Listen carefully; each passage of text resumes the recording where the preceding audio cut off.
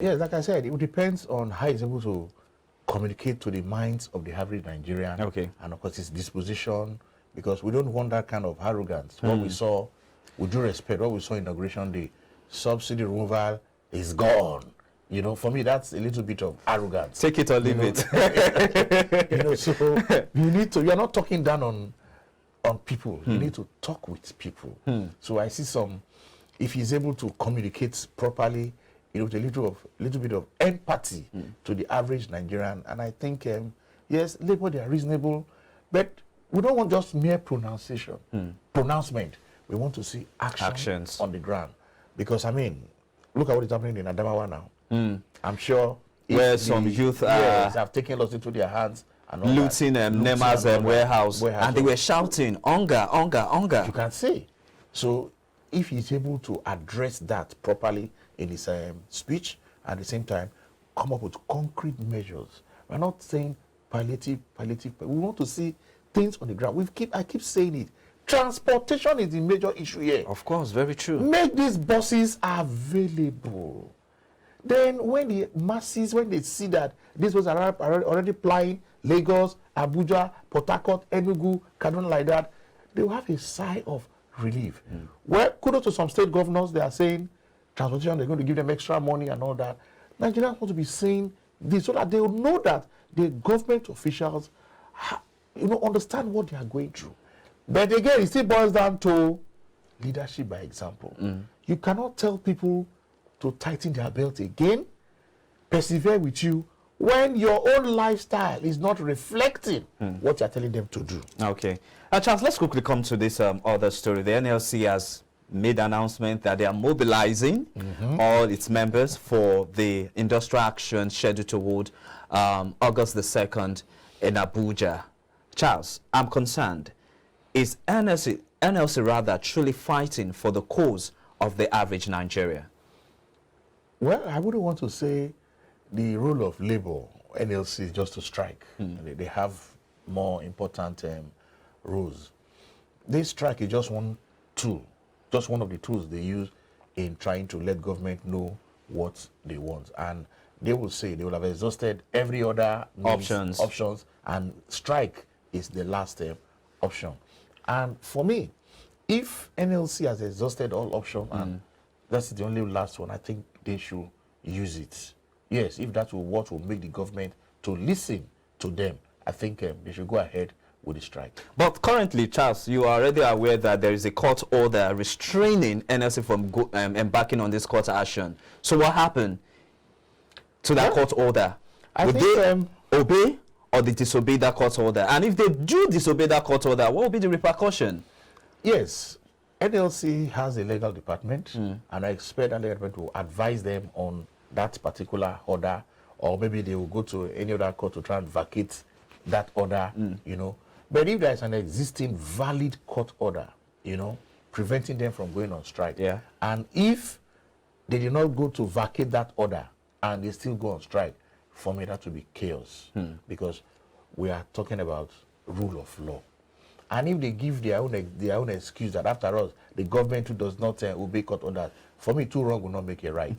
So an NLC is supposed to be a shining light to the average Nigerian. So I'm sure the NLC legal department should look at it critically and advise the president and, of course, their various organs in the NLC. Okay, but Charles, we had this conversation in the newsroom before we came to the studio today that we see a lot of people clamoring, calling, and making noise for those in the public sector, but no one is talking on behalf of those in the private sector. It is okay that some organizations are beginning to do the needful by increasing the salaries of their workforce, but some are not even making any move. So who is going to be the mouthpiece now for the for workers, employees in the private sector? And what should what should CEOs, entrepreneurs be doing to help also ameliorate the sufferings of the average worker? Of course. Yes, let me use myself an example. Getting to this place, before I used to pay, I think maybe 800 around here, but today I had to pay 1.5. Wow. To get to this place, you know, just even coming. Yes, so that tells you that we are equally involved in what the masses are suffering. Though we are media, we have to set the pace for discussion. Yes, for the organized private sector, they need their workers' productivity for them to attain any profitability. So I think this is not the time for them to say things are difficult, they are not ready to do anything and all that. It is very obvious. Once your workers are stressed financially, it's going to impact on their productivity. So now NLC is speaking, but of course you also have some private sector companies that belong to NLC. Okay. Yeah. So what I think, or what entrepreneurs should be doing now, is to be having a discussion with their workers and see how they can also ameliorate the sufferings of their workers. If somebody is paying transportation to and fro before, maybe 2,000 or even 1,000 naira, and now the person is paying 3,000 naira, it is logical that the person needs some form of help and succor. So I think in terms of transportation, that is very key. At the same time, the number of times they come to the office. Thank God you can do certain work via remotely. Yeah. So they should reduce that commuting hours and say, okay, if you come to work Monday to Friday, maybe Monday, Wednesday, and Friday, and see how all these do not affect the productivity in the organization, because the organization has to be alive. Yes. Have to make profits. Definitely. Sustainable. And to stay in business. To stay in business for them to even pay these workers. So for me, it's going to be a real partnership between the workers, the employers, and of course, the HRO. This is the time they have to form that their expertise when it comes to industrial harmony. Whether it is private sector or government establishment, industrial harmony is key for we to achieve productivity and industrialization. All right, but on a lighter note though, for the first time, perhaps since I've been commuting around this route, I just noticed that 3rd Mainland Bridge was free today on a Monday morning. Yes. The first time. It seems that a few subsidy removal also have its own benefit and plus too. Yeah, but if you look at it the other way around, it's fewer vehicles on the road. Of course, that is true. Yeah, so not only 3rd Mainland, even in Oshodi Papa Expressway too, you experience fewer vehicles on the way and all that, because people have now come to see the reality. So most middle income persons that want to use their car, they just decide to just keep it at home and then take commercial bus. And that is why we need to improve our public transportation system to very encourage people to keep their vehicles, so that our carbon footprint will also be reduced. Exactly, very true. I support you on that. But let's look at this story now before we wrap up this session. Bread makers are out again. So sometime, I think in the course of this month, we saw that some section also of bread makers have come out to say they are going to hike the price of bread. But we've not seen anything. I don't know if you have. I still bought bread at the normal price I buy them. But bread makers in Rivers State are saying they are going to increase the price of the commodity marginally, though a certain percentage was not put forward here. But that is going to take effect. So what do you think this will be, the impact of this on people in Port Harcourt? Port Harcourt is quite expensive to live in. You agree with me on that? You stayed there before yourself. So what impact will this have on them? Well, we are saying Port Harcourt now, for me, is virtually the whole of Nigeria. Very true. And I will just appeal to the master bakers. Of course, they need to increase a little bit to meet up their production costs, so that they will be in business, and all that. But they should realize that bread is one of the most staple food of the average Nigerian. And if they are trying to make it out of the rich, then I'm seeing a social crisis.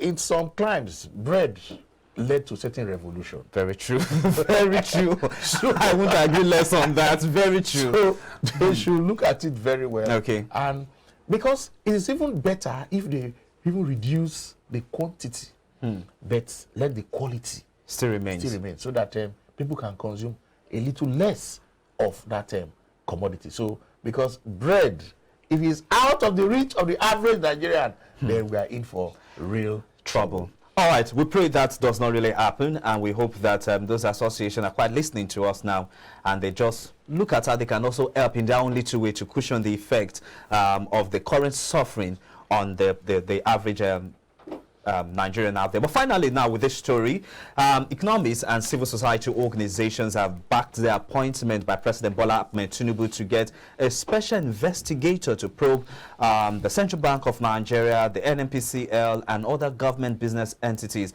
We had the conversation before coming on air, and you were also sharing some insight as to why this is a laudable initiative. Can you give us more insight into that? Yes, because we need to know CBN, they're supposed to be independent, they have their own act and all that, but they still remain advisor to the government when it comes to finances. And we need to know whether the CBN management and board have been following down their acts. And of course, so the president setting up or appointing a special investigator to do that, for me, is fine.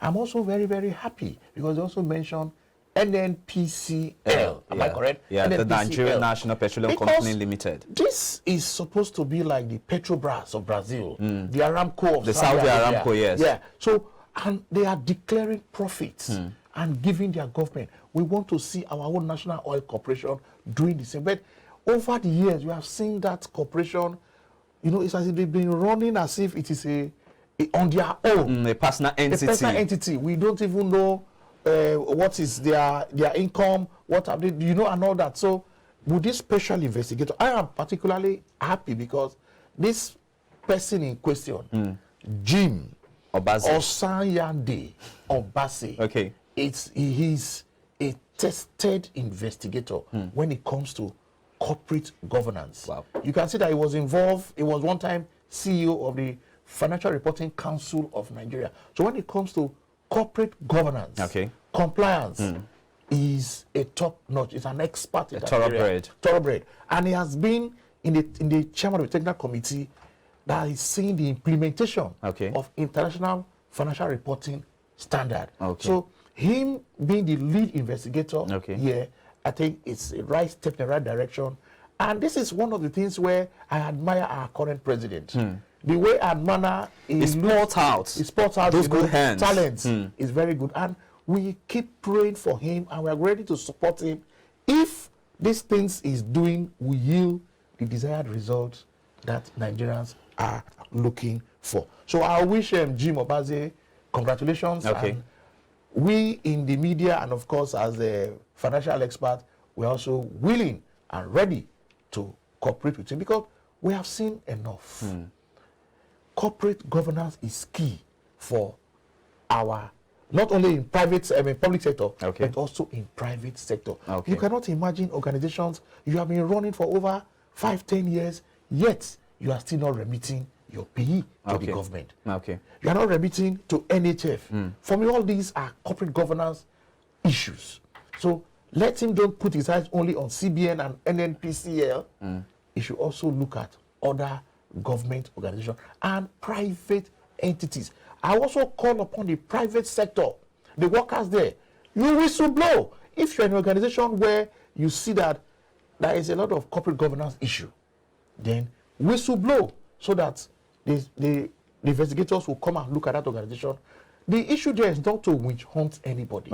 It's to ensure that things are done transparently. With corporate governance, will even make a company to survive when there are crises.